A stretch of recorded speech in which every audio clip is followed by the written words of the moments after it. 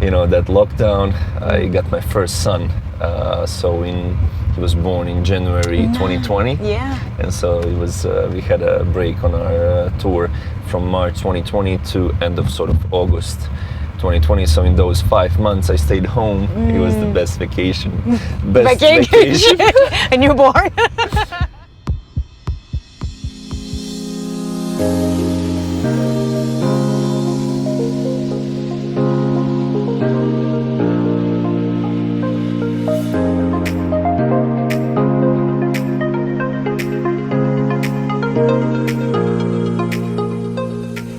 Un athlète de haut niveau vient avec son lot de stress sur le corps. Mais les meilleurs athlètes ne sont pas à l'abri des blessures. Et quand ça arrive, ce sont vers les meilleurs spécialistes qu'ils se tournent pour revenir rapidement à la compétition.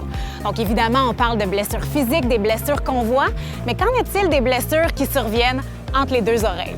Mais j'ai eu l'occasion de rencontrer les meilleurs joueurs du circuit de l'ATP, des conversations durant lesquelles on a pu discuter des différentes embûches qu'ils ont dû surmonter durant leur carrière et des défis qu'ils font face au quotidien.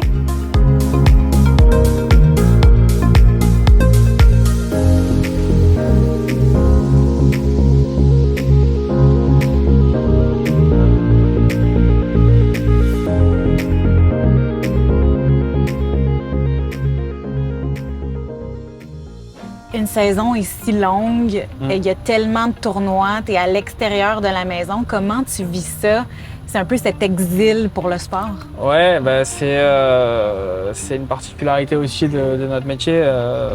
Déjà, faire une valise, c'est insupportable. Ah oui. À force. C'est insupportable, mais on a choisi cette vie-là et on ne peut pas non plus s'en plaindre parce qu'on a de la chance.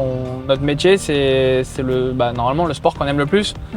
Et on a la chance d'en vivre. Donc, il faut être capable d'accepter qu'il y aura des hauts, il y aura des bas.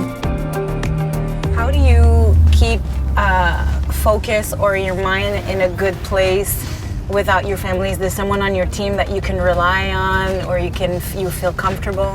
Yeah, to be honest, I'm feeling really comfortable with my team, my coach and my physio and physical trainer.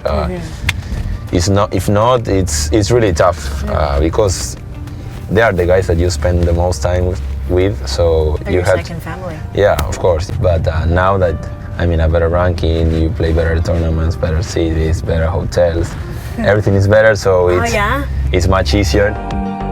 Et comment tu as réagi au moment où tu aimes ça, avoir un court vraiment rempli de fans avec la pandémie quand il n'y avait plus personne durant les matchs? C'est comment de s'habituer à tout ça?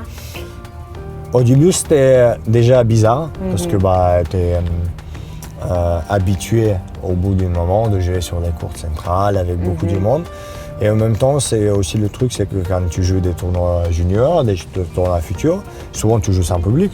Mais ce qui est fou, qu'au bout d'un moment, c'était derrière, après une demi-année avec ça, quand les fans commençaient à venir, c'est là où c'était pas facile parce que déjà on était habitué à jouer sans les fans. Et donc ça fait plaisir, mais il y a du bruit, c'est normal, il y a quelqu'un qui parle avant ton service. Ou pour demi-année, tu as joué, il y avait silence, il n'y a personne qui regarde, il n'y a que ton entraîneur qui t'applaudit. And now that you've had the opportunity to be a little bit of a stay-at-home dad for a little bit for your newborn, now that you're back on the tour away from home, is it more difficult for you to go away now?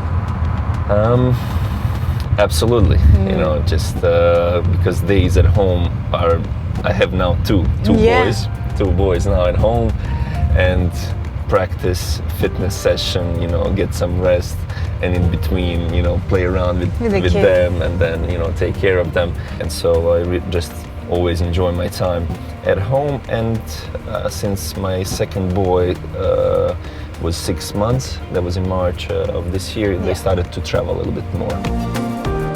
Puis comment tu entretiens les relations à longue distance avec ta famille, tes amis? Déjà, ma femme voyage beaucoup avec moi, donc ça, c'est pas un problème.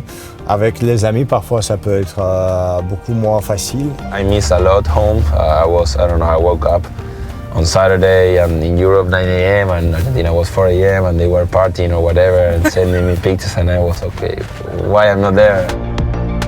C'est avec ma copine, c'est la personne avec qui je partage peut-être le plus facilement un petit peu ce que je ressens et quand ça va pas et quand ça va très bien aussi.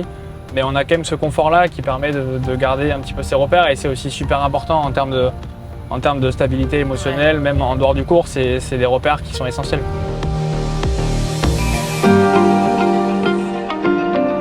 C'est vraiment rafraîchissant de pouvoir parler avec des athlètes de santé mentale.